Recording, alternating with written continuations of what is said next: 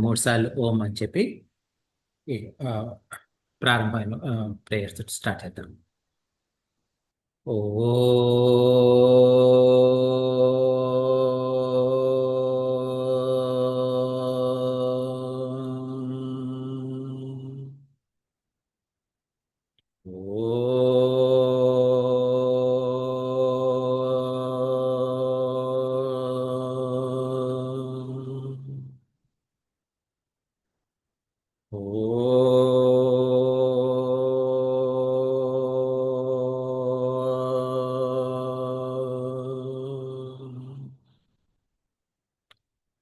ఓం సహనా భవతు సహనౌ భునక్తు సహ వీర్యం కరవావహై తేజస్వినావధీతమస్తు మా విద్విషావహై. ఓం శాంతి శాంతి శాంతి. సమస్త జన కళ్యాణే నిరతం కరుణామయం నమామి చిన్మయం దేవం సద్గురుం బ్రహ్మ విద్వరం సద్గురుం బ్రహ్మ విద్వరం. మనం 18వ శ్లోకం నుండి చదువుదాము.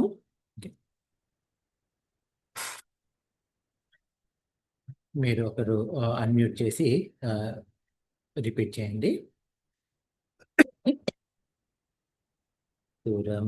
సురమందిరతరుమూల నివాసః సురమందిరతరుమూలనివాసः శయ్యాభూతలమజినం వాసః శయ్యాభూతలమజినం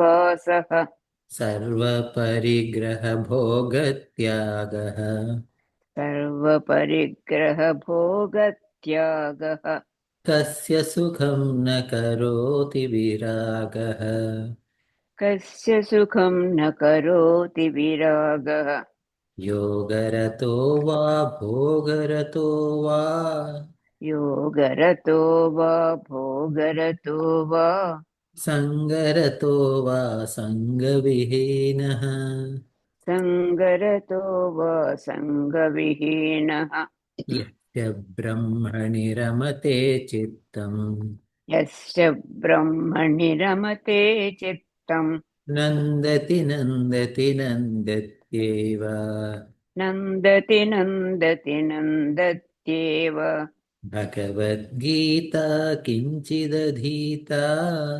భగవద్గీతా కించదగీత గంగాజలలవకణికా పీత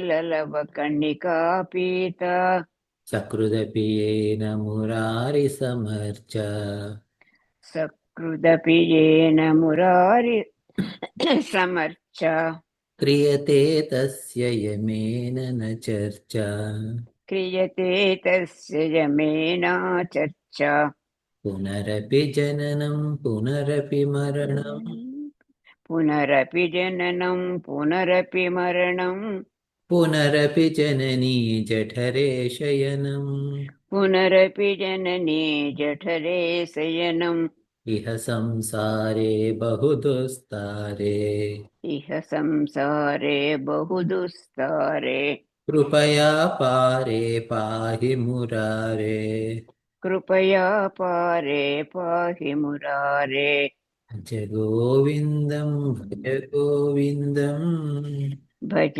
గోవిందం భజ గోవిందం గోవిందం భజ మూఢమతే గోవిందం భజ మూఢమతే సంప్రాప్తే సన్నిహితే కాలే సంప్రాప్తే సన్నిహితే కాలే నహి నహి రక్షతి డుకృంకరణే నహి నహి రక్షతి దుఃఖం కరణే థ్యాంక్స్.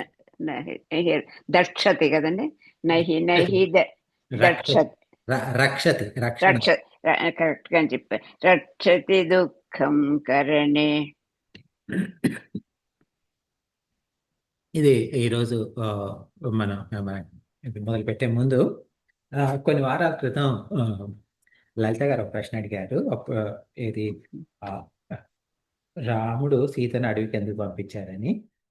ఆ, అది ఆ తర్వాత క్లాస్లో కవర్ చేస్తాను. ఆ తర్వాత నేను కొంతకాలం ఊరెళ్ళడం మూలంగా తర్వాత తను కనబడక నేను మర్చిపోయి అలా అయిపోయింది. సో ముందు అది కవర్ చేసేసి తర్వాత పాఠం మొదలుపెడదాం. ఇప్పుడు మనకు మహాభారతం గురు శ్రీమద్ భాగవతంలో శ్రీకృష్ణుడు చెప్తారు ఏమని, పరిత్రాణాయ సాధూనాం వినాశాయ చ దుష్కృతాం ధర్మ సంస్థాపనార్థాయ సంభవామి యుగే యుగే. పరిత్రాణాయ సాధూనాం అంటే సాధువులను రక్షించడానికి, అంటే మంచివారిని రక్షించడానికి, దుష్టులు వినాశాయ చ దుష్కృతాం చెడుపు చేసే వారిని ఆ, తీసివేయడానికి, ధర్మ సంస్థాపన అంటే ధర్మాన్ని సంస్థాపన చేయడానికి, ధర్మ సంస్థాపన చేయడానికి నేను ప్రతి యుగంలోనూ పుడతాను అని భగవంతుడు కృష్ణుడు చెప్పారు. అదే ఇది 4వ అధ్యాయంలో చెప్పారనమాట. అదే అధ్యాయంలో అర్జునుడు చెప్పాడు ఏమని, అర్జున నీకు నాకు తేడా ఏమిటి అంటే నీవు నువ్వు నేను ఇద్దరం ఎన్నోసార్లు పుట్- పుట్టాము, జన్మలు తీసుకున్నాం. కానీ నీకు నాకు ఒక తేడా ఉంది. ఏమిటి అంటే నీకు నీ పూర్వజన్మలు నీకు తెలియదు, నాకు నా జన్మలన్నీ నాకు తెలుసు. అంటే ఏమిటి అంటే భగవంతుడు పుట్టడాన్ని అవతారం అంటాం, అవతరించారు అని. మనం పుట్టడం పునర్జన్మ అంటాం, జన్మ పునర్జన్మ. ఎందుకు ఈ తేడా అంటే భగవంతుడు తనకి ఎప్పుడు కావాలనుకుంటే అప్పుడు పుడతారు, ఎక్కడ కావాలంటే అక్కడ పుడతారు, ఎలా కావాలనుకుంటే అలా పుడతారు. మనకు ఆ అవకాశం లేదు. మన కర్మలు మన వాసనలను బట్టి మనకు తర్వాత ఆ, శరీరం, ఆ పై శరీరం అలా కన్ఫర్మ్ అవుతూ వస్తుంది. ఇప్పుడు శ్రీరామచంద్రుడు ఇలా ఆ, భగవంతుడి పూర్ణావతారం. అంటే పూర్ణావతారం అంటే ఏమిటి? ఇప్పుడు నరసింహస్వామి ఉన్నారు అనుకోండి, ప్రహ్లాదుడు తండ్రి, అంటే ప్రహ్లాదుడు వాళ్ళ నాన్నకి చెప్పారు ఏమని, నేను ఆ, అంటే ఈ స్తంభంలో భగవంతుడు ఉన్నాడని చెప్పగానే, అయ్యో నా భక్తుడు ఈ స్తంభంలో నేనున్నానని చెప్పాడు, నేను ఇక్కడ లేకపోతే ఇట్లా అదే హిరణ్యకశిపుడు దగ్గర నా భక్తుడి మాట పోతుంది అని చెప్పేసి అప్పటికప్పుడు టక టక టక టక వచ్చేసి అదే అందులోనే ఉద్భవించారు. అందుకని చెప్పేసి అది ఆవేశ అవతారం అన్నారనమాట. అంటే ఆవేశ అవతారము లేకపోతే అర్థావతారాలు ఇవన్నీ ఏమిటంటే ఒక ఒక విషయం, అంటే ఒక సంఘటన, ఒక కార్యక్రమం నిర్వర్తించడానికి మాత్రమే వచ్చేసి ఆ కార్యక్రమం కాగానే వెళ్ళిపోవడం. అలాగే ఇప్పుడు నరసింహస్వామిని చూస్తే అందులోండి వచ్చారు. నరసింహస్వామి తల్లిదండ్రులు అంటే ఏమీ లేదు, అందులోనే పుట్టారు. అది అయిపోయిన తర్వాత ఆయన రాగానే వెళ్ళిపోయారు. ఇది భగవంతుడు రాముడు మరి అలా పుట్టాడు కదా, పూర్ణావతారం కదా. పూర్ణావతారంగా పుట్టినప్పుడు ఏమైంది మరి, ఆయనకు ధర్మ సంస్థాపన చేయాలి. ధర్మ సంస్థాపన ఇప్పుడు మీరు చూసారు ఏంటి అంటే, ఇప్పుడు రామాయణంలో మీకు తెలుసు ఎంతో మంది రాక్షసులు సంహరించారు, అంటే దుష్ట శిక్షణ జరిగింది. శిష్ట రక్షణ ఎలా జరిగింది? ముఖ్యంగా అరణ్యకాండలో కనుక మీరు కనుక కొంచెం ఫోకస్ చేస్తుంటే అందులో సుతీక్ష్ణుడు అని, తర్వాత ఎంతో మంది ఆ, ఋషులందరికీ ఆయన ఆ, ఆ, మోక్షం ఇచ్చారనమాట. ధర్మ సంస్థాపన ఎలా చేయాలి? వాళ్ళ నాన్నగారు అడిగారు, దశరథుడు అన్నారు ఏమి, ఈ రాజ్యాన్ని వదిలేసి నువ్వు వెళ్ళిపోయా, అడవికి వెళ్ళు అని.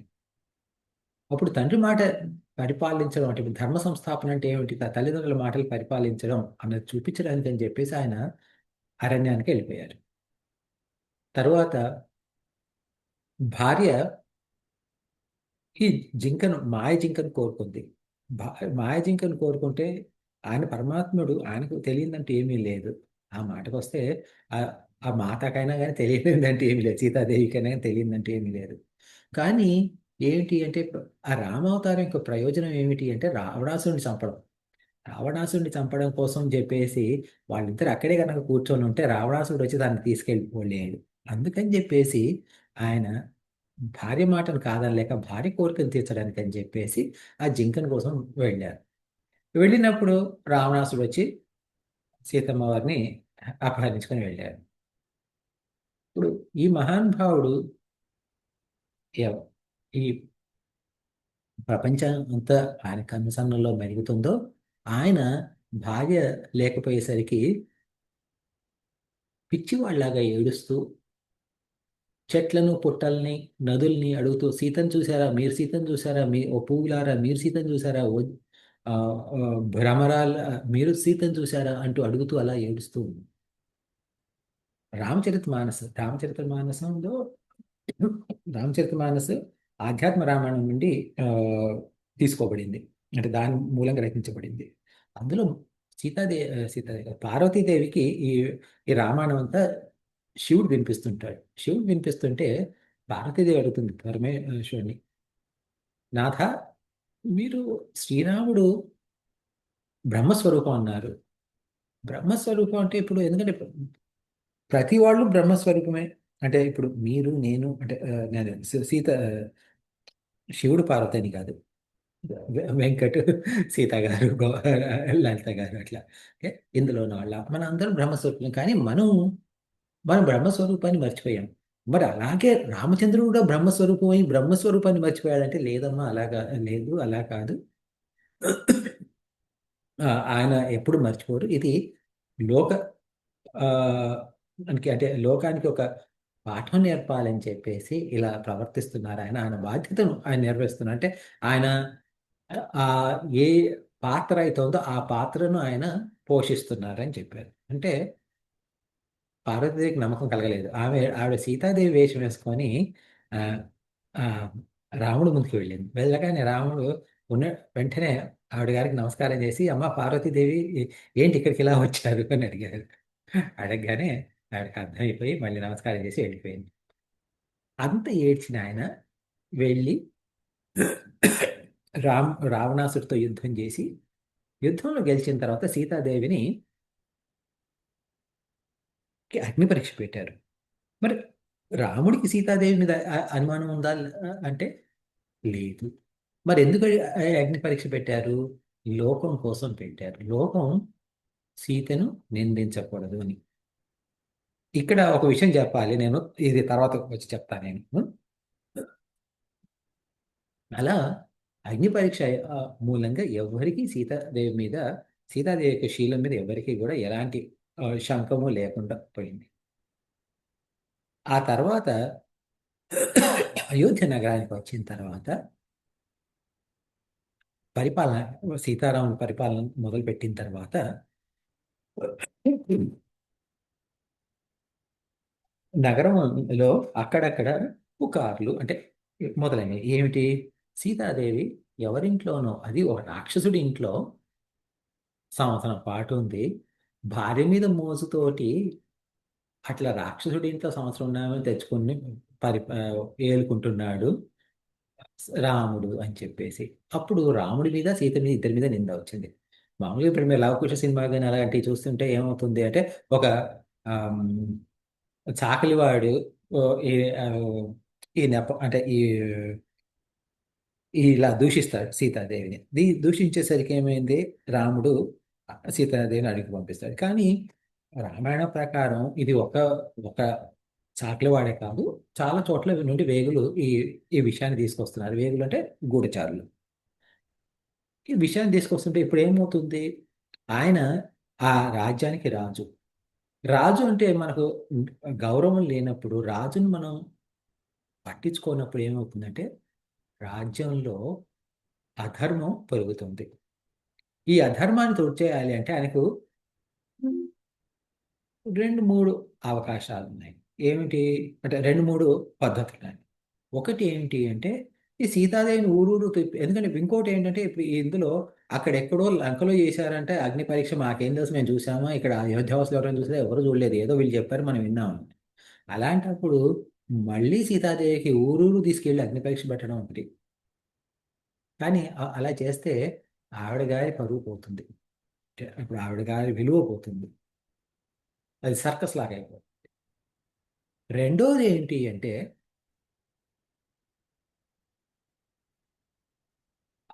తను రాజ్యాన్ని వదిలేసి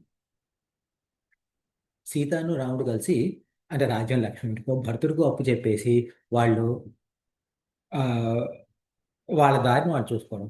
అలా చూసుకున్నారు అనుకోండి, ఏమవుతుంది? ఆయన ఒక ప్రతిజ్ఞ చేశారు రాజ్యం తీసుకున్నప్పుడు. ఏమిటి? నా నా పర్సనల్ విషయాలు కాకుండా ముఖ్యంగా నేను రాజ్యాన్ని చూసుకుంటాను. అంటే నా వ్యక్తిగత విషయాల కన్నా రాజ్యమే నాకు ముఖ్యం. నా రాజ్యంలో ప్రతి వాళ్ళని నా పిల్లల్లాగా చూసుకుంటాను అని. ఇప్పుడు ఒక చిన్న మాట వచ్చేసరికి అలా రాజ్యాన్ని వదిలేసి వెళ్ళిపోయి పారిపోతే రెండు రకాలుగా ఉంటుంది. ఒకటి ఏంటంటే ఆయన గారికి విలువ పోతుంది. రెండవది, రామలక్ష్మణ భరత శత్రుఘ్నుల్లో ఆ రాజ్యాన్ని పాలించే యోగ్యత రాముడికి ఉన్నంత యోగ్యత లక్ష్మణుడికి కానీ భరతుడికి కానీ శత్రుఘ్నుడికి కానీ లేదు. ఇలా ఎవరో ఒకరు అంటే అక్కడక్కడ కొంతమంది మాట్లాడిన మాటల మూలంగా ఆ రాజ్యానికి అందరికీ ప్రథమ యోగ్యులైన రాముడు కాకుండా ద్వితీయ తృతీయ యోగ్యం ఉన్న వాళ్ళను అక్కడ రాజుగా చేస్తే వాళ్ళందరికీ కూడా ఆ నష్టమే. అది రాజ్యంలో వాళ్ళకి నష్టమే. అందుకని చెప్పేసి ఆయన రాజ్యాన్ని వదిలేసిపోవడానికి లేదు. అంతకుముందు రాజ్యాన్ని వదిలేసిపోయాడు కదా అంటే అప్పుడు తండ్రి మాట మూలంగా, తండ్రి మాట విని వెళ్ళారు. ఎందుకంటే ఆ రాజ్యం తండ్రిది. తండ్రి ఎలా అనుకుంటే అలా, ఎవరికి ఇస్తే వారికి. ఇప్పుడు ఆ రాజ్యం తనది. తనది. ఇప్పుడు ఎలా అంటే ఇప్పుడు ఎవరో మనల్ని ఎవరో అన్నారని చెప్పేసి మన పిల్లల్ని మనం వదులుకొని వెళ్ళాం. అలాగే ఆయన పిల్లల్ని వదులుకొని వెళ్ళరు. ఆయన రాజ్యంలో ఉన్నవారంతా ఆయన పిల్లలే. ఇప్పుడు ఏం చేయాలి? ఇప్పుడు ఏమి చేయకుండా ఉంటే ఏమవుతుంది? ఆ రాజ్యంలో అధర్మం పెరుగుతుంది. రాజు అంటే గౌరవం తగ్గిపోతుంది. నాన్న అందుకని చెప్పి ఇంకోటి, సీతాదేవి కూడా విలువ తగ్గిపోతుంది. భర్తగా తన బాధ్యత ఏంటి అంటే భార్య యొక్క గౌరవాన్ని కాపాడడం తన బాధ్యత. ఇది కూడా ధర్మం. భార్య ధర్మ ఇప్పుడు భార్య యొక్క ధర్మాన్ని అంటే భార్య యొక్క విలువను కాపాడాలి అన్న ధర్మం ఆయనకు ఉన్నది కాబట్టి ఆయన ఏం చేశారు? భార్యను అడవులకు వాల్మీకి ఆశ్రమం దగ్గరలో వదిలేసి వచ్చారు. ఇప్పుడు ఏమైంది? ఒకసారి సీతాదేవి అడవులకు అప్పుడు అంటే వాల్మీకి ఆశ్రమంకి వెళ్ళినప్పుడు ఆ రాజ్యంలో ఏం జరిగింది? అందరూ అయ్యో రాముడు అంత మంచి సీతను పంపించేశాడా అని చెప్పేసి సీతాదేవి మీద అనుమానాలే కానివ్వండి, అభాండాలే కానివ్వండి, అవన్నీ కొట్టుకుపోయినాయి మొత్తం. ఆ, ఏది లేకుండా పోయింది. అది ఎంతవరకు పోయింది అంటే అప్పుడే కాదు. ఈ కథ రామాయణం జరిగింది త్రేతాయుగంలో. త్రేతాయుగం ఆ, ఆ, తర్వాత ద్వాపర యుగం వచ్చింది. ద్వాపర యుగం తర్వాత కలియుగం వచ్చింది. ఇప్పుడు కలియుగం యొక్క ఆయుర్దాయం 1,70,000 సంవత్సరాలు. దానికి రెండింతలు అంటే 3.5 లక్షల సంవత్సరాలు ద్వాపర యుగం. 5,25,000 సుమారుగా అంతే, 5,25,000 25,000 సంవత్సరాలు ఈ ఆ, ఇది త్రేతాయుగం వయసు. ఆ త్రేతాయుగం చివరిలో జరిగిన తర్వాత 3.5 లక్షల సంవత్సరాలు ద్వాపరయుగం గడిచిపోయింది. తర్వాత ఇప్పుడు మనం ఇక్కడ 5,000 సంవత్సరాలు కలియుగంలో గడిచిపోయాయి. ఇప్పటికీ ఎవరు కూడా సీతాదేవి తప్పు అని కానీ సీతాదేవి శీలాన్ని కానీ ఎవరూ శంకించరు. కానీ రాముణ్ణి భగవంతుడిగా మనం అందరం అనుకొని భగవంతుడిగా పూజించినా కూడా రాముడు ఎందుకు ఇలా చేశాడు అని చెప్పేసి రాముణ్ణి మాత్రం మనం నింద వేస్తాం రాముడి మీద. అంటే ఏమిటది? చూడండి, ఇప్పుడు ఆయన భర్తగా భార్య యొక్క ఆ, మానాన్ని రక్షించడం కోసం తను తన మీద చెడు పేరు తెచ్చుకోవడానికి కూడా వెనకంజ వేయలేదు. అది అంటే సీతాదేవి అంటే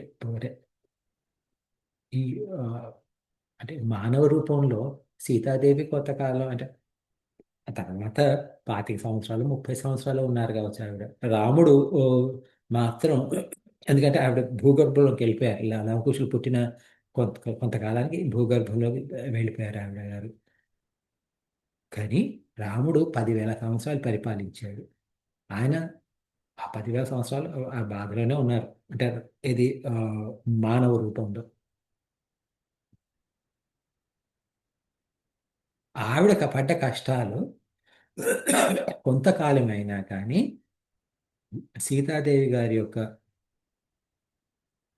మానవు కానీ అవి ఎవరు ఎప్పుడు శంకించకుండా ఉన్నారు. అందువల్ల ఇలా ఏంటంటే తన మీద నిందను అంటే ఈ అపనిందను తొలగించడానికి అని చెప్పేసి రాముడు శ్రీరామచంద్ర గారు ఇలా చేశారనమాట. అది దాని యొక్క అర్థం. ఓకే, అందుకని చెప్పేసి ఆయన అడవులకు పంపించారు. ఈ విషయంలో ఇంకేదైనా ప్రశ్నలు ఉన్నాయండి?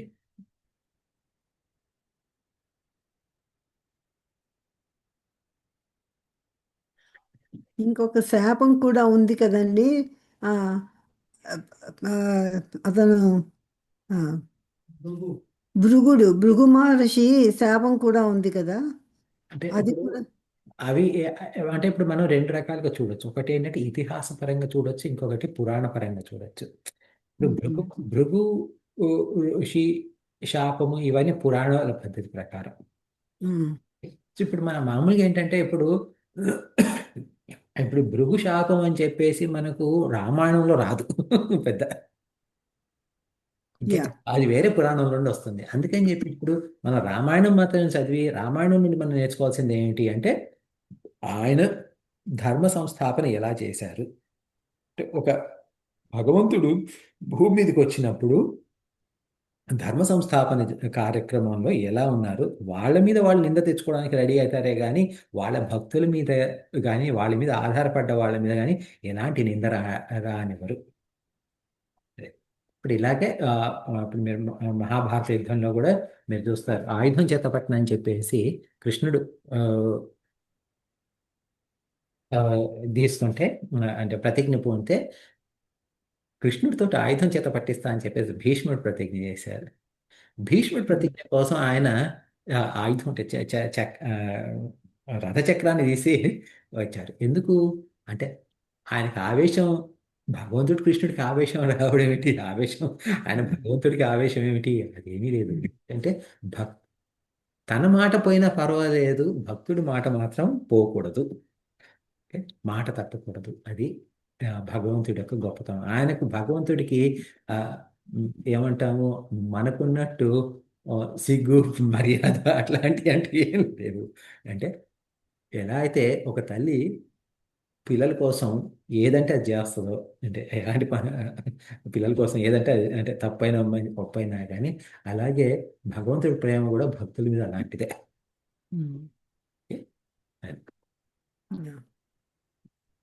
సరే, ఇప్పుడు ఆ, దీనికి వచ్చేసి భజగోవిందం గురించి మాట్లాడుకుందాము. ఉమ్, భజగోవిందంలో మనం ఏం చూస్తున్నామంటే ఈ ఒక్క శ్లోకంలో ఒక ఒక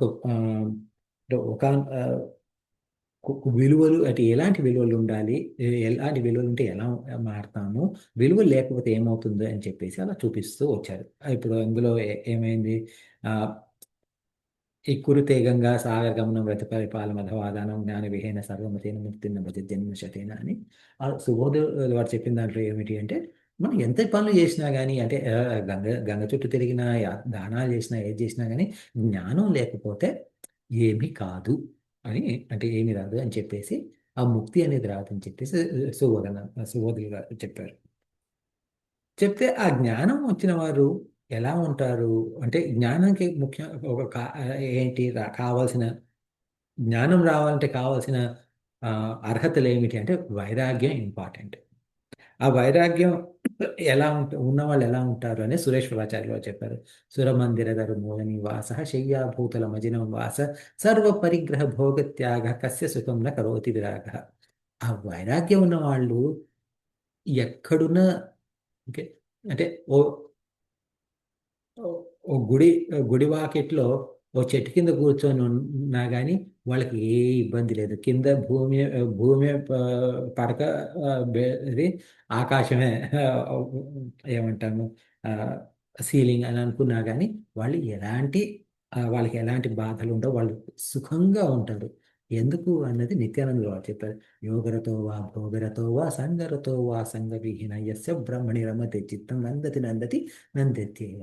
ఎందుకంటే వాళ్ళు ఎలాంటి యోగంలో ఉన్నా సరే, అంటే యోగం అంటే యోగా అభ్యాసాలే కానివ్వండి, ఏవైనా కానీ, లేకపోతే ఎలాంటి భోగాలు ఉన్నా సరే, భోగాలు ఉన్నా అంటే భోగాలతో ఉన్నా కానీ, అంటే భోగాలు ఉన్నా భోగాలు లేకపోయినా, ఎవరితోటైనా మనుషులు చుట్టుపక్కల మనుషులున్నా ఉండకపోయినా వారి చిత్తం మాత్రం బ్రహ్మ పదంలోనే ఉంటుంది. అలాంటప్పుడు వాళ్ళు ఉన్న ఆనందం ఎవరికీ ఉండదు. ఆ నందతి నందతి నందతి ఆనందమే ఆనందం అని చెప్పేసి 3 సార్లు అన్నారు నిత్యానంద గారు. మరి ఈ ఈ జ్ఞానము, ఈ వైరాగ్యం ఇవన్నీ ఎలా వస్తాయన్నది ఆనందగిరి గారు చెప్పారు. ఏమని? భగవద్గీత కించిదధీత గంగాజల లవ కణికాపీత సకృతపియేన మురారి సమర్చ క్రియతే తస్య యమేన నచర్చ. భగవద్గీతలో ఒక శ్లోకాన్ని చదువుకొని దాన్ని పాటించిన, గంగాజలం కొంచెం తాగిన, గంగాజలం అంటే మనం అనుకున్నాం గంగాజలం అంటే ఏమిటి అని పోయిన వారం వివరంగా మాట్లాడుకున్నాం. గంగాజలం అంటే జ్ఞానం అని. ఆ జ్ఞానాన్ని కొంచెం తీసుకుని మనం దాన్ని పాటిస్తే ఇచ్చిన సకృత ప్రియేణ మురారి సమర్చ. మురారి అంటే కృష్ణుడని, మురా అనే రాక్షసుడిని సంహరించారు కాబట్టి మురారి అని, మురా అంటే అహంకారం అని, అహంకారాన్ని సంహరించింది వారు కాబట్టి మురారి అని.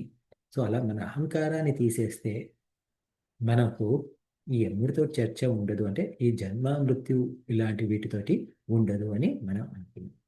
తర్వాత పునరపి జననం పునరపి మరణం పునరపి జనని జఠరేషేనం ఇహ సంసారే బహుదుస్తారే కృపయాపారే పాహి మురారే అనే శ్లోకంలో దృఢభక్తి గారు ఏం చెప్పారు? ఈ మళ్ళీ జననం, మళ్ళీ పుట్టుక, మళ్ళీ చావు, మళ్ళీ పుట్టుక, మళ్ళీ చావు, ఇలా ఈ సంసారం చాలా కఠినంగా ఉంది. కాబట్టి హే మురారి, ఓయ్ హే కృష్ణ, మమ్మల్ని జాగ్రత్తగా చూడవయ్యా అని చెప్పి అడుగుతున్నారు. అంటే ఏంటి ఇందులో? ఈ చాలా మంది ఏమనుకుంటారంటే ఈ జ్ఞాన మార్గం మాట్లాడే వాళ్ళు, అంటే ఈ వేదాంతులు, ముఖ్యంగా అద్వైత వేదాంతం వాళ్ళు భగవంతుడిని నమ్మరని కూడా అంటారు. ఇప్పుడు ద్వైత మతంలోనూ ఈ విశిష్ట అద్వైతంలో చాలా మంది ఏమనుకుంటారు? అద్వైత వేదాంతులు అంటే వాళ్ళు భగవంతుడిని నమ్మరు, వాళ్ళు నాస్తికులు. ఎందుకంటే మేమే బ్రహ్మ, అహం బ్రహ్మాస్మి అని అంటారు తప్ప వాళ్ళు దేవుడిని నమ్మరు అని చెప్పేసి వాళ్ళకు ఒక భావన. అలాంటిది ఏం లేదు. శంకరాచార్యులు వారు రాసిన పుస్తకంలో ఇప్పుడు ఇందులో చూడండి, భజ గోవిందంతో మొదలైంది.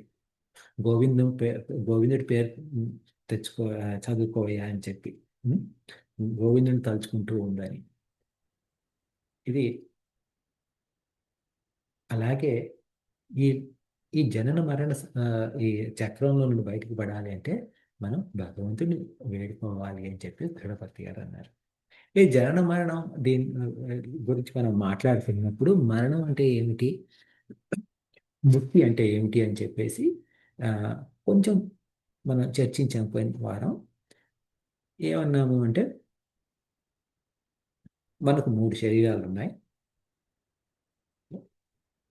స్థూలము, సూక్ష్మము, కారణం. దాని గురించి కొంచెం ఎక్కువ చర్చిద్దాం ఈరోజు. స్థూల శరీరం అంటే మనకు కనబడే శరీరాన్ని స్థూల శరీరము, సూక్ష్మ శరీరం అంటే మన కంటికి కనబడిన శరీరం సూక్ష్మ శరీరము, కారణ శరీరం అంటే ఏదైతే కారణమో, స్థూల శరీరానికి సూక్ష్మ శరీరానికి కారణం ఏదైతే ఉందో అది కారణ శరీరం అన్నాం. ఈ కారణ శరీరం స్థూల శరీరం అంటే మనకు మామూలు కనబడే దేహం, అంటే ఇప్పుడు ఈ ఎముకలు, మాంసము, రక్తము, చర్మము, ఇవన్నీ మన బరువు ఎంత ఉంటే అంత బరువు స్థూల శరీరం. మన ఇంద్రియాలు మన కంటికి కనబడవు, అంటే ఇంద్రియ గోళకాలు అంటాం. అంటే ఇప్పుడు ఈ కన్ను ఉందనుకోండి, ఇది గోళకం. చెవు అంటే గోళకం, మళ్ళీ గోళీలాగా అనుకోకండి. చెవు కూడా ఒక గోళకం. గోళకం అంటే ఎట్లా అంటే ఇది ఇందులో ఇంద్రియం ఉందన్నమాట. ఏమిటి ఆ ఇంద్రియానికి గోళకానికి తేడా ఏమిటి అంటే, ఇప్పుడు మీరు ఒక బల్బు తీసుకున్నారనుకోండి, బల్బు గోళకం. ఆ బల్బు లైట్ వేసినప్పుడు అందులో ఎలక్ట్రిసిటీ వస్తుంది కదా, కరెంటు. ఆ ఎలక్ట్రిసిటీ వచ్చినప్పుడు ఆ ఎలక్ట్రిసిటీ ఏమో ఇంద్రియం లాంటిది. ఇది కేవలం ఆ లైట్ని చూపించే గోళకం ఆ బల్బ్ అన్నమాట. అలాగే ఇవి మనకు కనబడే ఈ అంటే ఈ స్థూలమైన ఈ కళ్ళు, చెవులు, ముక్కు ఇవన్నీ గోళకాలు, ఇంద్రియాలేమో సూక్ష్మము కనబడవు. అలా కర్మేంద్రియాలు కనబడవు, జ్ఞానేంద్రియాలు కనబడవు, అంతరేంద్రియాలు కనబడవు. ఇవన్నీ కూడా సూక్ష్మ శరీరం. ఈ స్థూల శరీరానికి, సూక్ష్మ శరీరానికి, మన పుట్టుకకు చావుకు కారణం ఏమిటి అంటే మన కారణ శరీరం. కారణ శరీరంలో ఏముంటుంది అంటే మనం ఎప్పటికీ చేసిన వాసనలు, ఆ కర్మలు, అంటే కర్మ యొక్క ఫలితాలు, కర్మ ఫలాలను కూడా కర్మ అనే అంటారు. ఓకే. సో ఈ కర్మఫలాలు, వాసనలు, పాపపుణ్యాలు ఇవన్నీ ఆ కారణ శరీరంలో ఉంటాయి. ఆ కారణ శరీరంలో ఉన్న మొత్తం కర్మల్ని సంచిత కర్మ అంటాం. ఆ కర్మ ఫలాలు మొత్తాన్ని కలిపి సంచిత కర్మ అంటాం. ఓ సంచిలో ఉన్న కర్మ, సంచి నిండా ఉన్న కర్మ, ఓ గోని బస్తాడు నిండా కర్మలు అనుకోండి. అందులో నుండి ఏమవుతుంది అంటే ప్రతి జన్మలోనూ ఒక అన్ని అన్ని అందులో ఉన్న కర్మ ఫలాలన్నీ ఒకే జన్మలో మనం అనుభవించలేము.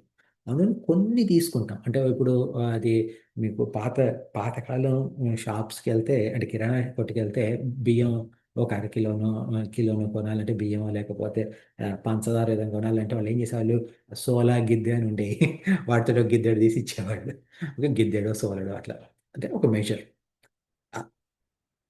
ఇది తీసుకొని ఏదైతే ఉందో ఈ జన్మకి ఇది చాలు, ఈ కర్మలు అనుభవించు అని చెప్పేసి ఆ ఇచ్చే కర్మల్ని ప్రారబ్ధ కర్మ అని అంటారు. ఆ ప్రారబ్ధ కర్మలో ఎక్కువ కష్టాలు ఉన్నాయనుకోండి, అప్పుడు మనము ఆ,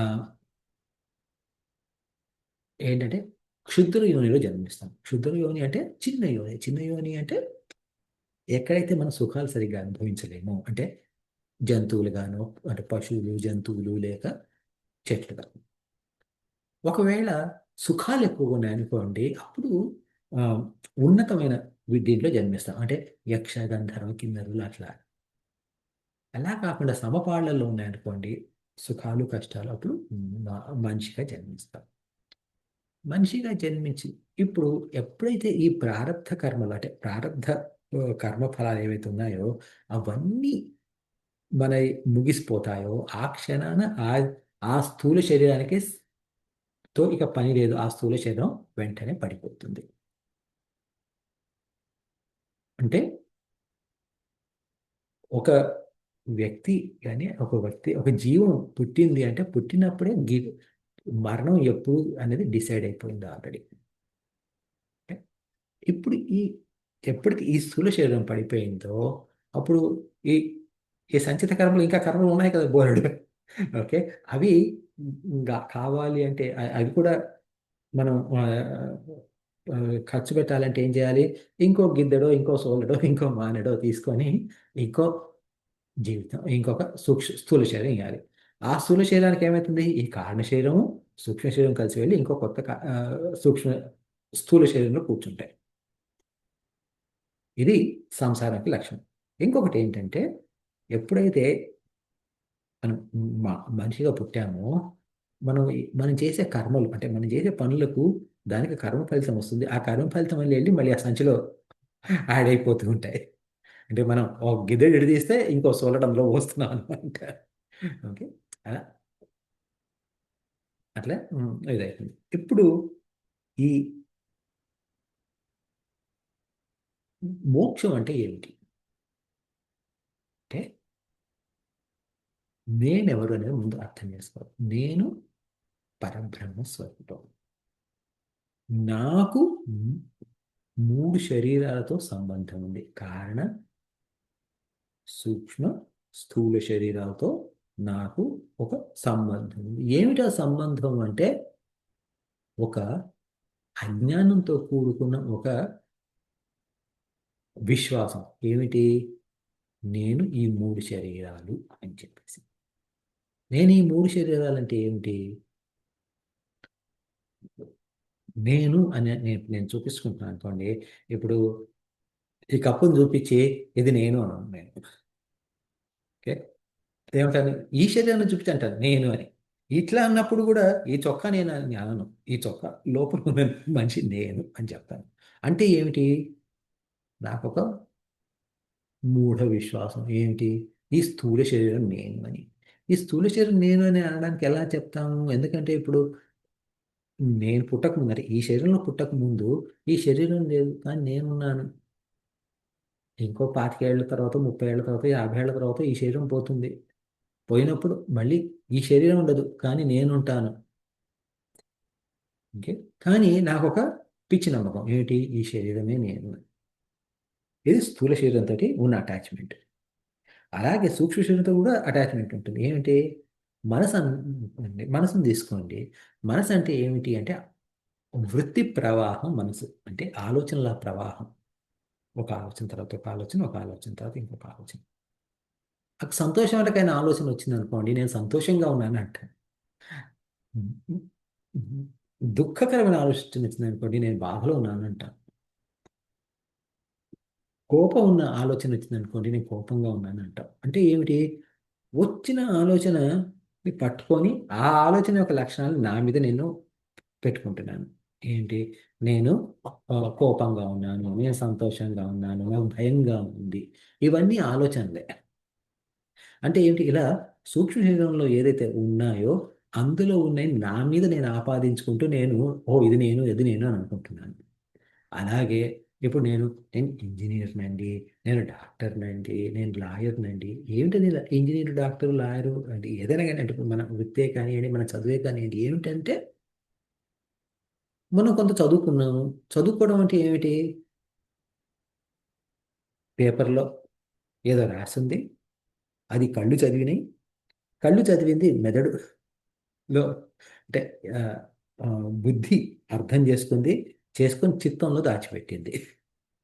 ఓకే. అవసరమైనప్పుడు ఆ చిత్తంలో నుండి ఈ ఈ నాలెడ్జ్‌ని తీసుకొని వాడుకుంటాము. మళ్ళీ వాపస్ పెడతాము. అందువల్ల దీనికి నాకు సంబంధం ఏమిటి? అంటే ఇప్పుడు నేను డాక్టర్‌ని అంటే డాక్టరు నేను 25 ఏళ్ల వయసప్పుడు డాక్టర్ అయ్యుండొచ్చు. లేకపోతే 22 లేకపోతే 28 30 ఏళ్ళప్పుడు నేను డాక్టర్ అయ్యుండొచ్చు. అంతకుముందు నేను డాక్టర్‌ని కాదు కదా! అలాంటప్పుడు అది ఎప్పుడో అది వచ్చిన వృత్తి, ఏదో ఒకసారి వచ్చిన వృత్తియో లేకపోతే చదువు డిగ్రీయో నేనెలా అయితాను? నేనది కాదు కదా! అలా చూస్తే ఏంటంటే మన సంబంధాలు, చుట్టరికాలు, బాంధవ్యాలు ఇవన్నీ కూడా శారీరక స్థూల శరీర స్థాయిలో గాని, సూక్ష్మ శరీర స్థాయిలోనే ఉన్న ఇవి. అలాగే కారణ శరీరంలో ఏమున్నాయి? వాసనలున్నాయి. వాసనలు అంటే మనకి ఏమి ఇష్టం, ఇది నచ్చదు, ఎలాంటి పాపాలు చేసాం, ఎలాంటి పుణ్యాలు చేసాం, అవన్నీ అక్కడ ఉన్నాయి. దాంతోటి ఏమిటి? అది ఆ, కొత్త కోరికలు పుడుతుంటాయి మనకు. కొత్త అంటే ఉన్న కోరికలు వెళ్ళిపోతుంటాయి. ఇప్పుడు మనకి చిన్నప్పుడు అంటే ఇప్పుడు మన పిల్లల్ని వాళ్ళని చూస్తే చిన్నప్పుడు వాళ్ళు బార్బీతో ఆడుకునేవాళ్ళు ఆడపిల్లలు అయితే. ఇప్పుడు ఆ బార్బీతో ఆడుకుంటారా? లేదు లేదు. వాళ్ళకి అది ఇంకొంచెం పెద్ద విషయాలతో ఆడుకుంటారు. అది ఆ, ఆ, ఏమంటాం అది బట్టలు బట్టల షాపులో ఆడుకుంటారు. పెద్ద పెద్ద బిల్స్ వస్తాయి. ఓకే. ఆ తర్వాత అది కాకుండా ఇంకేదో వస్తుంది. అలాంటప్పుడు ఏమవుతుందంటే మన ఇష్టాలు ఇవన్నీ మారిపోతాయి. అలాగే కారణ శరీరం కూడా మారిపోతుంది. అలాంటి ఈ మార్పు చెందే కారణ శరీరం కానీ, సూక్ష్మ శరీరం కానీ, స్థూల శరీరం కానీ ఏది నేను కాదు. కానీ నేనేమనుకుంటున్నాను? ఈ 3 శరీరాలు నేను అని అనుకుంటున్నాను. మోక్షం అంటే ఏమిటి? ఈ ఈ మూడిటితోటి నేను ఎప్పుడైతే ఇరుక్కొని ఉన్నానో దాంతోటి స్థూల శరీరం పడిపోతుంది. కానీ సూక్ష్మ కారణ శరీరాలు ఉన్నాయి కాబట్టి దాన్ని పట్టుకొని నేను ఒక జన్మ నుండి ఒక జన్మకు, ఒక జన్మ నుండి ఒక జన్మకి వెళ్తున్నాను. పునరపి జననం, పునరపి మరణం, పునరపి జననం, పునరపి మరణం అని. నా సత్స్వరూపం ఇది కాదు. ఇది కేవలం ఈ శరీరాలు వెళ్తున్నాయి కానీ ఈ శరీరాలకి నాకు ఏ సంబంధం లేదు. నేను వేరు. ఓకే. ఇప్పుడు మామూలుగా ఇప్పుడు షర్ట్ ఉంది. ఈ షర్ట్ మీద తెల్ల షర్ట్ ఎవరైనా ఇంకు చల్లారనుకోండి, "ఏయ్! నా మీద ఇంకు చల్లారు, నా మీద ఇంకు చల్లారు" అని అంటాం. కానీ తర్వాత చూస్తే ఏంటంటే ఇది నా మీద కాదు, నా చొక్కా మీద చల్లారని. అలా ఎలా అయితే మనం సెపరేట్ చేశామో షర్టును, నన్ను, అలాగే మన స్థూల శరీరాంతో సెపరేట్ చేసుకొని, సూక్ష్మ శరీరంతో సెపరేట్ చేసుకొని, కారణ శరీరంతో సెపరేట్ చేసుకున్నప్పుడు మన నిజ స్వభావం ఏదైతుందో అది పరమాత్మ. అది మనం తెలుసుకోవడాన్ని మోక్షం అని అంటాం. అప్పుడు అంటే దానివల్ల ఉపయోగం ఏమిటి? దానివల్ల గొప్పతనం ఏమిటి అంటే ఒకసారి దాంతో ఇదైనప్పుడు ఈ 3 మన నుండి విడిపోతాయి, ఊడిపోతాయి. ఇక వాటికి వీటికి మనకు సంబంధం లేదు. అప్పుడు మళ్ళీ మనకు పునర్జన్మ అంటూ ఉండదు. అది మోక్షం అంటే భగవంతుడితో ఒకటి కావడం. భగవంతుడితో ఒకటి కావడం అంటే భగవంతుడు వేరు, నేను వేరు, వెళ్ళి భగవంతుడిని అతుక్కున్నాను, ఒకటయ్యాను అని కాదు. మొదటి నుండి నేను భగవంతుడు ఒకటే. కాకపోతే ఆ విషయం నేను మర్చిపోయాను, ఇప్పుడు నేను గ్రహించాను. అది మోక్షం. ఈ మోక్షం గురించి ఏమైనా ప్రశ్నలు ఉన్నాయా?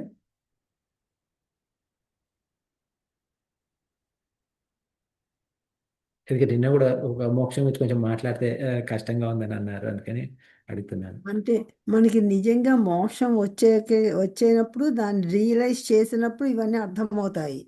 ఇప్పుడు మనకి అవి మనం ఉంది తెలుసు, అన్నీ తెలుసు, నేనే దేవుణ్ణి, మనమే పరమాత్మని తెలుసు, కానీ అది మనం రియలైజ్ చేస్తేనే కదా. అవునండి. అంటే ఇప్పుడు దేనికైనా కానీ ముందు శ్రవణం కావాలి. శ్రవణం అయిన తర్వాత దాని గురించి మననం చేసుకోవాలి. మననం అంటే దాని గురించి ఆలోచిస్తూ నేను ఎలా అయ్యాను? అలా ఎలా అవుతుంది? నేను భగవంతుడిని అవ్వడం అంటే ఏంటి? భగవంతుడు అన్నిటిని సృష్టిస్తాడు. నేను అన్నిటిని ఎక్కడ సృష్టిస్తాను? నాకంత శక్తి లేదు కదా! అని చెప్పేసి అలా ఆలోచిస్తూ నెమ్మదిగా అది క్రమక్రమంగా అది అర్థమవుతుంటది. అది అర్థమవుతూ ఉన్నప్పుడు ఏమవుతుంది? మెల్లగా అది ఆ శ్రవణం, మననం. ఈ శ్రవణం ఏం చేస్తుందంటే అభావనను తొలగిస్తుంది. అభావన అంటే తెలియని విషయాన్ని తెలియబరుస్తుంది శ్రవణం. మననంలో ఏమవుతుందంటే అసంభావన తొలగిస్తుంది. అసంభావన అంటే ఇది ఎలా అవుతుంది, అది అలా అవుతుంది అనే ఆ క్వశ్చన్స్ ఉంటాయి కదా, ఆ డౌట్స్ అన్నీ క్లారిఫై అవుతాయి అన్నమాట. అయిన తర్వాత అయినా కూడా ఏమైంది? ఇప్పుడు మీరు అన్నారే, ఇదంతా అర్థమవుతుంది కానీ ఇది అని చెప్పేసి ఆ కానీ అనే పదం ఉంది కదా, అది ఏమిటి అంటే అది అంటే అర్థం అది మిమ్మల్ని నేను అనట్లేదు. మన అందరిలోని ప్రాబ్లం ఏమిటి అంటే మనకు విపరీత భావన అంటాము. విపరీత భావన అంటే మనకు ఏది రైటో ఏది రాంగో తెలుసు, ఏది ఏది తప్పో ఏది సరైనదో తెలుసు, కానీ అయినా కానీ మనం తప్పు మార్గం నడుస్తాం. ఓకే, ఎందుకు నడుస్తున్నాం అలా అంటే మనలో ఉన్న వాసనల ప్రభావం వల్ల అలా నడుస్తాం.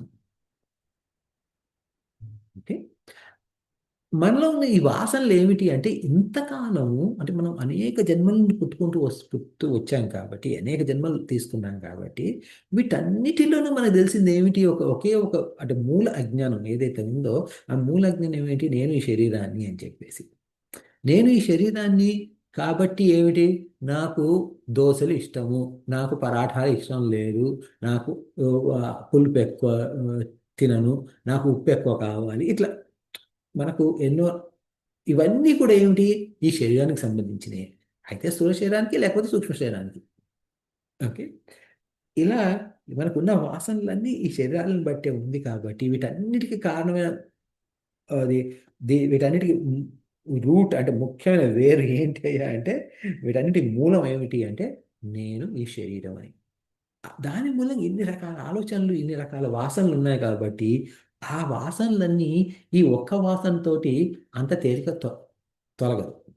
అందువల్ల ఏమిటి అంటే శ్రవణము మననం అయిన తర్వాత నిధిధ్యాసన చేయాలి. నిధిధ్యాసన అంటే మెడిటేషన్. మెడిటేషన్లో ఏం చేస్తాం, మనం నిధిధ్యాసనలో ఏం చేస్తామంటే ఏకచిత్త ఆ, ప్రవాహం అన్నమాట. ఓకే, వృత్తి అంటే ఆలోచన, ఒకే ఆలోచన మీద అలా గడుపుతూ పోతుంటాం. ఏమిటి ఆ ఆలోచన అంటే నేను బ్రహ్మ పరబ్రహ్మ స్వరూపం అని. నేను పరబ్రహ్మ స్వరూపం అనేది మీరు అహం బ్రహ్మాస్మి అని ఉందనుకోండి, అది ఇంతే ఇది 5 అక్షరాలు అందులో. ఓకే, ఆ 5 అక్షరాలు అహం బ్రహ్మాస్మి అంటే మనసు ఎటో వెళ్ళిపోతుంటది. ఓకే, నోరు అహం బ్రహ్మాస్మి అని చదువుతూ ఉంటుంది, మనసు అడిగి ఊరంతా తిరిగి వస్తుంది. 20 నిమిషాలు అరగంట కాగానే ఓకే అయిపోయింది మెడిటేషన్ అని చెప్పేసి లేచి వెళ్ళిపోతాం. అందువల్ల ఏం చేస్తాము మనము? ఒక ఈ అహం బ్రహ్మాస్మి అనే ఆలోచనని రకరకాల వీటిలో అంటే ఏం చేస్తాం అంటే ఒక రకరకాల శ్లోకాలు గాను, ఒక ఆ, ఉమ్, ఆ, అంటే ఒక పేజ్ గాను అలా వాటిలో అది చేసుకుని ఆలోచిస్తూ ఉంటాం. ఇప్పుడు మనం మామూలుగా ఆ, తీసుకొని ప్రాతస్మరామి హృది సంస్ఫురత ఆత్మతత్వం సచ్చిసుఖం పరమహంస గతిం తురీయం యస్వప్న జాగర సుషుప్తిమవేతి నిత్యం తద్బ్రహ్మ నిష్కలమహం నచ భూత సంఘ. అంటే ఇంత పొడుగు శ్లోకం ఉండేసరికి ఏమైంది, అదైనా కానీ అహం బ్రహ్మాస్మి అని చెప్పడమే, కాకపోతే చాలా వివరాలు చెప్పింది అది. పొద్దున్న ఏం చేస్తున్నాను, నా సత్స్వరూపం ఏమిటి, ఇది సత్ చిత్ ఆనందం, ఇవన్నీ ఇన్ని పదాలు ఉండేసరికి సత్ అంటే ఏమిటి, ఓహో సత్ అంటే త్రికాల అబాధితమైన వస్తువు సత్ అంటే ఆ, ఆ, గతంలోనూ అంటే భూత భవిష్యత్ వర్తమాన కాలం మూడిట్లో ఉండాలి ఆ సత్, వీటన్నిటికీ అది అన్ని చోట్ల ఉండాలి సత్. ఓకే, ఆ తర్వాత దేశకాల ఆ, ఆ, వస్తు అపరిచ్ఛిన్నత్వం సత్వం, ఉం? సత్, ఇవన్నీ కాబట్టి సత్, కాబట్టి ఇదంతా ఉన్నది, అది నా సత్స్వరూపం. ఓహో, చిత్ అంటే ఏమిటి, ఇలా ఇలా మీరు ఆలోచిస్తూ పోతుంటే ఏమవుతుందంటే ఆ ఏకచిత్త ప్రవాహం జరుగుతుంది. ఈ ప్రవాహంలో ఏమవుతుందంటే ఒకే మీ మనసంతా ఒకటే దాంట్లో ఉంది, ఏంటి, నేను బ్రహ్మస్వరూపం, ఎలా అయింది బ్రహ్మస్వరూపం అని చెప్పేసి అలా అలా దగ్గరికి వస్తూ వస్తూ వస్తూ ఉన్నారనమాట. ఇలా చేస్తూ పోతుంటే ఏమవుతుంటే ఇది మ్, మిగతా వాసనలు ఏవైతే ఉన్నాయో, నేను శరీరం అని చెప్పే వాసనలు ఉన్నాయో అవన్నీ ఆ, ఆ, మూలం నుండి పెరగడం అవుతుంది. ఏ క్షణం అయితే అది పెరిగేసి బయటపడిపోతుందో అప్పుడు ఆ విపరీత భావనలు పోతాయి. ఈ శ్రవణంలో మీరు తెలుసుకున్నది సత్యం ఏదైతే ఉందో, నేను బ్రహ్మస్వరూపం అని, అది మీరు జీవన్ముక్తి లభిస్తుంది అనమాట. ఇది మన పద్ధతి. ఓకే. ఓకే, సో ఇంకేమైనా ప్రశ్న దీని మీద?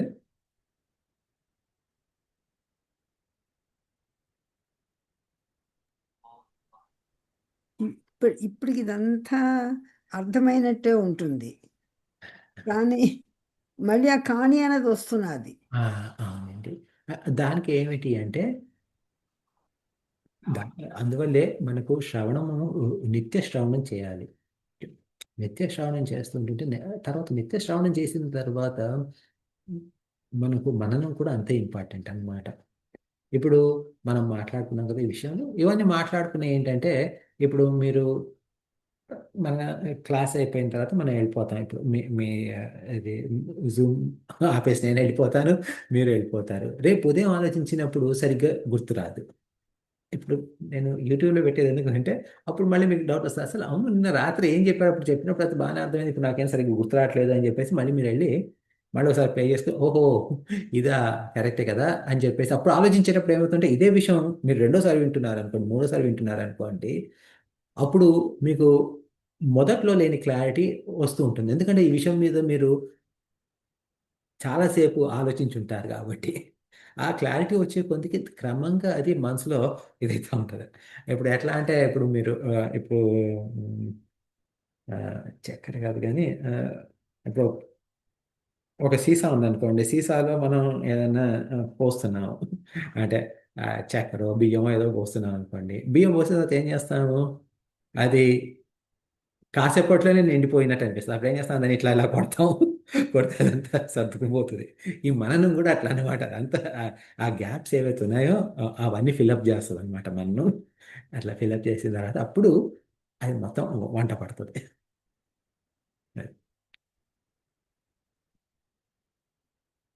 ఓకే, ఇప్పుడు టైం 9:22 అయింది. ఆ, కాబట్టి ఈరోజు భజగోవిందం ఇప్పుడు వద్దు, కొత్త కొత్త శ్లోకం వద్దు. ఆ, మీకు ఇంకేదైనా ప్రశ్న ఉంటే నేను చెప్తాను, లేకపోతే ఇప్పుడు ఇంతటితో ముగించేద్దాము. వచ్చే వారం ఆ, భజగోవిందం మొదలు పెడదాం మళ్ళీ. మీరు ప్రశ్నలు అంటుంటే చాలా ప్రశ్నలే ఉన్నాయి. సరే, ఎందుకు? 8 నిమిషాలు ఎంత అయితే అంత చేద్దాం, చెప్పండి. 8 నుండి 10 నిమిషాలు. యా. అంటే ఇప్పుడు మానవ జన్మ ఇప్పుడు మనందరం మనుషుల కింద పుట్టాం.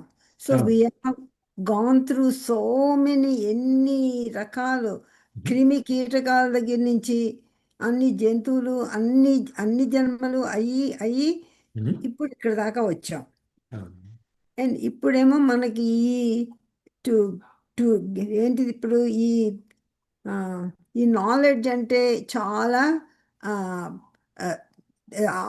థర్స్టీగా ఉందన్నమాట. ఇది చాలా కావాలి, లేదు ఇందులోనే మునిగిపోవాలి అని. ఉహు. అది సో సో అట్లీస్ట్ మళ్ళీ మీరు చెప్తున్నట్టుగా ఇంక వచ్చే జన్మలో మళ్ళీ ఏ లేడి కిందో ఆ, జడభరతుడికే అయింది. సో మళ్ళీ ఏ లేడి కిందో, ఏ కుక్క కిందో, పిల్లి కిందో పుట్టకుండా ఉహు. అట్లీస్ట్ ఇలా కంటిన్యూ అవడానికి ఉహు. ప్రయత్నం చేయడానికి ఏమి చేయాలి చేస్తూనే ఉన్నాను. నిజంగా చెప్పాలంటే నేను 24 hours మంత్ర జపం జరుగుతూనే ఉంటుంది నాకు. అది అదే చేస్తూ రక్షిస్తుంది. ఆ, అదే that's only leads our family, our life, ఉహు. Yeah the good part. అయితే ఆ మంత్ర జపం తపస్సు అంటాం మనం. తపస్సు అంటే తపం. తపం అంటే ఇప్పుడు మామూలుగా మేము అంటాం తప్పిస్తున్నాం అంటే వేడి అన్నమాట. అంటే అగ్ని లాంటిది అనమాట. తపస్సు అనేది అగ్ని. ఈ అగ్ని ఏం చేస్తుందంటే మనలో ఉన్న పాపాలని ఆ, ఆ, కాల్చివేస్తుంది. తపస్సు దేనికి అంటే మనలో ఉన్న చెడు, అంటే మనలో ఉన్న చెడు, మనలో ఉన్న పాపాలను దహించేసేది తపస్సు. మన ధర్మాన్ని మనం పాటిస్తూ ఉంటే వచ్చేది పుణ్యం. ఓకే. అందుకని మీరు చేసి కరెక్టే. ఇంకొకటి ఏంటంటే మీ మీద మీరు నమ్మకం పెట్టుకోకపోయినా భగవంతుడి మీద నమ్మకం ఉంచుకోండి. ఏమిటి అంటే భగవంతుడి చేతిలో కాందంటూ ఏమీ లేదు. భగవంతుడి చేతిలో కాందంటూ ఏమీ లేదు. అలాంటప్పుడు రత్నాకరుడు లాంటి ఆ, గజ దొంగ, అతను ఎంతో మందిని హత్య చేసిన వాడు, ఆయనకు వాల్మీకి అయ్యి ఆయన చేత రామాయణం లాంటి మహాకావ్యాన్ని రచింపజేసి ఆయనకు మోక్షాన్ని ఇచ్చిన భగవంతుడు, మనం అన్ని అంటే కనీసం ఈ జన్మలో అన్ని ఆయనంత మర్డర్లు చేయలేదు, ఆయనంత ఆయనంత ఇదిగా లేవు. ఆ? అలాంటప్పుడు నా మీద నమ్మకం లేకపోయినా, అంటే నా మీద నాకు నమ్మకం లేకపోయినా భగవంతుని మీద నాకు నమ్మకం ఉండాలి అని కోరుకొని, రెండోది ఏంటంటే నాకు ఎప్పటికో మోక్షం ఇవ్వని కాకుండా ఈ జన్మలో నాకు మోక్షం ఇయ్యయ్యా అని అడిగాను. అది అది మన అధికారం. అది ఇప్పుడు మీరు నాకు $10 ఇవ్వు అని చెప్పేసి అడగడం అది మన అధికారం కాదు. ఎందుకంటే ఆ డాలర్లు మనవి కాదు. కానీ మోక్షం అనేది ఏదైతే ఉందో అది నాకు ఉన్నది, నాకు తెలియటం లేదు అంతే. నాకు నువ్వు మోక్షానికి మధ్యలో ఒక పొర ఉంది. ఆ పొరను తొలగిస్తే నా సత్స్వరూపాన్ని నేను తెలుసుకోవడం అంతే కదా. ఆ? అలా అందుకని చెప్పేసి ఈ ఇలా అర్థం చేసుకొని మీరు ఏంటంటే నాకు మోక్షం వస్తుందా రాదా అని ఆలోచించొద్దు. ఓకే. నాకేం మోక్షం వస్తుంది అని అనుకోవద్దు. నాకు మోక్షం ఇయ్యి అంతే. ఓకే అని చెప్పేసి కూర్చోండి. ఓకే. అది ఒకసారి, ఎందుకంటే ఆ భగవంతుడు ఎక్కడో లేడు, మన మన హృదయంలోనే ఉన్నాడు. ఓకే. మన హృదయం ఎంత గట్టిగా ఉంటే, అంటే ఈ విషయంలో ఎంత గట్టిగా మనం ఉంటే, ఆ ముముక్షుత్వం ఎంత గట్టిగా ఉంటే అంత తొందరగా ఆయన ఇస్తారు. ఇప్పుడు ఆ, ఇందులో ఉంటుంది ఇది గజేంద్ర మోక్షంలో. ఆ గజేంద్రుడు ఎంతో ఇబ్బంది పడ్డారు ఒక మొసలి పట్టుకొని ఉంటే. అంటే అది కృతయుగం కాబట్టి వందల వేల సంవత్సరాలు యుద్ధం చేశారు, జరిగింది ఆ గజేంద్రుడికిను ఆ ఆ, మొసలికి, మకరానికి. అంత యుద్ధం జరిగిన తర్వాత ఆఖరికి తనకు ఆ గజేంద్రుడికి భార్య, పిల్లలు, ఎందుకంటే అతను ఏనుగుల రాజు కదా, సేనానులు ఎంతో మంది హెల్ప్ చేయడానికి చేశారు. కానీ ఎవరి కర్మ వాళ్ళు అనుభవించవలసిందే కాబట్టి ఎవరి సహాయం ఆయనకు కుదరలేదు. ఆయనంతటికి ఆయన యుద్ధం చేసుకుంటూ పోవాల్సి వచ్చింది. ఎప్పుడైతే ఆయనకు ఓపిక పోయా అంటే భగవాన్ నన్ను రక్షించు అని అనగానే ఆ పోతన గారు ఏం రాశారు, సిరికిని చెప్పడు అని చెప్పేసి ఆ, అంటే భార్యకు చెప్పకుండా ఏమీ లేకుండా వారి ఉమ్, గరుత్మంతుని కూడా ఎత్తుకోక, అంటే ఆయన మీద కూర్చోకుండా పరిగెత్తుకొని రావడం వస్తామనంట. ఆయన వెనుక లక్ష్మీదేవి పరిగెత్తుతుంది, ఆయన వెనకే ఆ, ఆ, ఈ గరుత్మంతుడు పరిగెత్తుకొని వస్తున్నారు, చక్రం లేదు ఏమీ లేదు అని చెప్పేసి. అయితే ఈ విషయం మీకు తెలిసే ఉంటుంది. ఆయన బావమరిది శ్రీనాథుడు అడిగంట, ఏమయ్యా అలా అలా చేయం చేస్తారు అంటే ఆ, పోతన గారి కొడుకు వచ్చి అయ్యో అంటే పోతన గారు శ్రీనాథుడు బావమరుదులు. పోతనారి కొడుకు వచ్చి అయ్యో శ్రీనాథుడి కొడుకు బావిలో పడ్డాడు అనగానే తినేవాడు సడన్ గా పరిగెత్తుకుని వచ్చి అయ్యో అయ్యో అని మొదలుపెట్టాడు. ఆయనకు ఈత కూడా రాదు. నువ్వు వచ్చి ఏం చేస్తావు అని అంటే ఆ రకంగా భగవంతుడు కూడా ఎదురు చూస్తూ ఉన్నాడు. ఏంటి? మన మాట విని రావడానికి. వచ్చింది కూడా ఇంకొకటి ఏమంటారు అంటే మొట్టమొదలు ఆయన మొసలికి చక్రం వేసి ఆ మొసలిని చంపేశారు. మొసలిని చంపగానే మొసలికి ముందు మోక్షం వచ్చింది. ఇందులో ఒక ఆ, ఇది చెప్తారు ఏమని, మొసలికి ముందు ఎందుకు మోక్షం వచ్చింది, గజేంద్రుడికి ఎందుకు రాలేదు ముందు అని. ఎందుకంటే గజేంద్రుడు విష్ణు భక్తుడు అయితే ఈయన మొసలి ఆ విష్ణు భక్తుడి కాళ్ళు పట్టుకుంది. ఓకే. కాబట్టి భక్తుల్ని ఎవరైతే గౌరవిస్తారో వాళ్ళంటే భగవంతుడికి ఇంకా ప్రేమ అని చెప్పేసి ఇంకొక ఇది ఇలా ఉంది కాబట్టి ఓకే, మనం మన మనకు చేతనైంది మనం పిలవడం భగవంతుడిని. పునరపి జననం పునరపి మరణం పునరపి జనని జఠరే శయనం ఇహ సంసారే బహుదుస్తారే కృపయా పారే పాహి మురారే అని చెప్పేసి మనం ప్రార్థించుకోవడం వరకే మన బాధ్యత. ఆయన ఇప్పుడు వస్తారు అప్పుడు వస్తారు. సో దాని గురించి ఎప్పుడు వస్తుంది మనకి మోక్షం, ఎప్పుడు వస్తుందని మనకి ఇదేం లేదు. ఇప్పుడు ఇచ్చేసే ఇది నా ప్రార్థన తండ్రి అని చెప్పేసి ప్రార్థించుకోవడం వరకు మన మన బాధ్యత. ఓకే. సరే మరి ముగిద్దాం అయితే. ఓకే అండి, థ్యాంక్ యూ. ఓ